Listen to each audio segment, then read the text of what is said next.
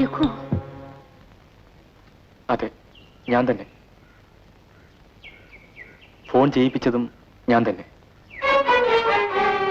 എന്തിന്? സത്യം അറിയാൻ. ഞാനൊന്നും മറച്ചിട്ടില്ല. എന്നാലും വഞ്ചിക്കാൻ ഇത്രയും ധൈര്യം ഒരു പെണ്ണിനുണ്ടാകുമോ? ഞാൻ ആരെയും വഞ്ചിച്ചിട്ടില്ല. നിങ്ങളും ഇഷ്ടമുള്ളൊരു പെണ്ണിനെ വിവാഹം കഴിച്ചോളൂ. ഞാൻ അങ്ങനെ വിവാഹം കഴിച്ചിരുന്നെങ്കിൽ നീ ഇന്ന് ജീവനോടെ ഇരിക്കുമായിരുന്നു? തീർച്ചയായും ഇല്ല. പിന്നെ നീ ആ വയസ്സിന് എന്തിനു വിവാഹം കഴിച്ചു? പണത്തിനു വേണ്ടി. കള്ളം. ഞാനത് വിശ്വസിക്കില്ല. എന്ത് പറഞ്ഞു രഘു വിശ്വസിക്കും? നിന്റെ സുഖത്തിന് വേണ്ടി ചാരിത്രം വിറ്റ് കാശാക്കിയ ഒരു വേശി എന്ന് പറയൂ. രഘു, നിൽക്കൂ. ഈ ഫോട്ടോ കണ്ടോ? മരണം വരെ കാത്തിരിക്കാമെന്ന് പറഞ്ഞ് അന്ന് നീ എനിക്ക് തന്ന പ്രേമ സമ്മാനം.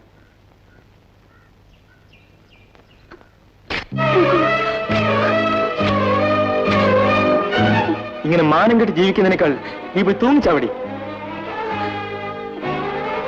ഇനി നീ എന്നെ കാണരുത്. ഞാൻ മരിച്ചെന്ന് കേട്ടാൽ കൂടി എന്റെ ശവം കാണാൻ പോലും നീ വരാൻ പാടില്ല.